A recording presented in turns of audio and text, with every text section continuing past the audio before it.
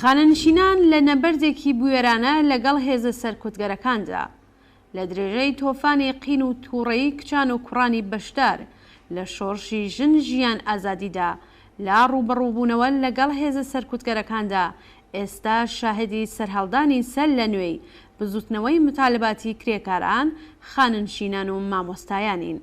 ئەم بزوتنەوەیە لەسەر بەستێنی شۆڕش و بە کەڵگوەرگرتن لە هاوسەنگی هێزێکە بە تازەیی دروست بووە، هێرش بەرانەتر لە پێش و دەرکەوتن و وە خانەنشینانی تێکۆشەر تێدا دەوری پێشڕەویان هەیە.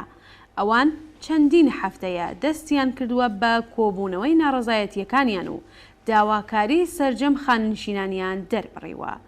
ئەم ناڕازیانە لەم دەورە تازەدا بە شێوەی دیاریکرا و خوازیاری چوونەسەرەوەی حقوقی دەورەی خانەنشینی، دیاریکرانی حقوقی لەسەر بنەمای سەبەدی بەڕێوەچوون و هەڵاوسان و ئیجرای زیادبوونی 25 لە سەدی حقوق لەسەر بنەمای هاوسانسازی حقوقی خانەنشینی بوون.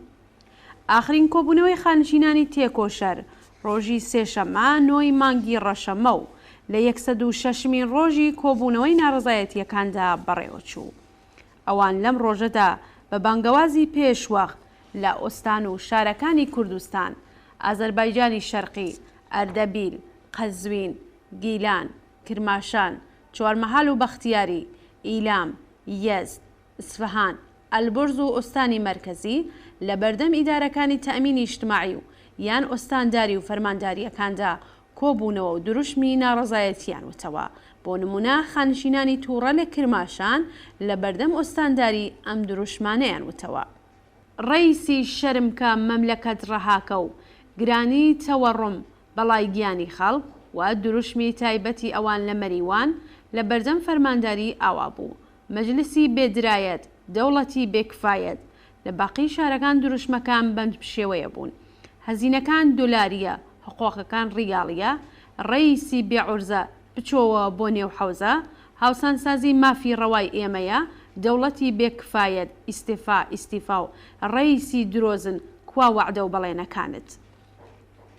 خانشینانی تەئمینی ئیجتیماعی، کشوەری و لەشکری و خانشینانی باقی سندوقەکان لە چاران دەیانویست کۆبووبنەوە لە بەردەم بینای مەجلس، بەڵام بەرەوڕووی دیوار و هێرشی هێزە سەرکوتگەرەکان بوونەوە.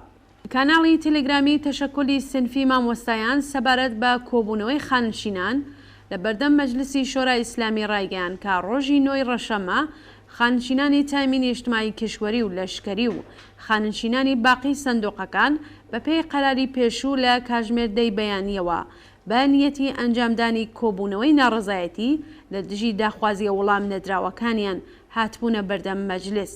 بەڵام شوێنەکە پێشتر لەلایەن هێزە سەرکوتگەرەکانەوە داگیر کرابوو و نەتەنیا دەوری مەجلسیان قەدەغا کردبوو، بە توندی بەریان بە کۆبوونەوەی خەڵک دەگرت، بەڵکو بە کۆنتڕۆڵکردنی خروجیەکانی مترۆژ ژمارەیەک لە خەڵکیان دەست بەسەر کرد.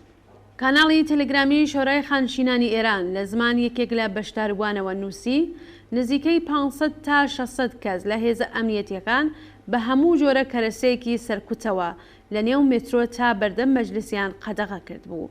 ژمارەی مەئەمورانی ئەمنیەتی ژنیش بە بەراورد بە هەمیشە زیاتر بوو و ئەمەش نیشانەی نفرەتیانە لە ژنانی ناڕازی، فەرقیش ناکات کە 15 ساڵە بن یان 70 ساڵە. ئەم خانشینە ناڕازیە وتویەتی کە مترۆی بەهارستانیان داخست و هەر کەسێک کە گومانیان لێ هەبوایە کە خانشینە لێپرسینەوەیان لێ دەکرد. بەو پەڕی ڕووداریەوە پاڵیان بە خەڵکەوە دەنا کە گەلێک جار دەبووە هۆی ئەوەی کە بە زەویدا بکەون. لەحنیان زۆر سوکایەتی ئامێز و ئاوێتە بە جنێو بوو. ئەگەر کەسێک خۆڕاگری بکردایە سواری وەنیان دەکرد. ئەمڕۆ بۆ خانشینان ئەزمونێکی تر بووە، ئەزمونێک کە گەلێک پەیامی ترسی حکوومەت لە کۆبوونەوەی ناڕەزایەتیەکان و بە تایبەت لە تاراندا تێدا بوو. بە پێی ئاخرین راپۆرتەکان زیاتر لە 100 کەس لە خانشینانی ناڕازی و ژمارەیەکی نادیاری ژنانی خانشین لەو کۆبوونەوەیدا گیراون.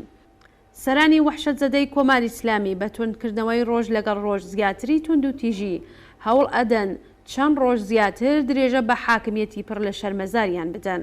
هەڵسوکەوتی وەحشیانە لەگەڵ خانشینانی ناڕازی تەنیا بەشێکێتی.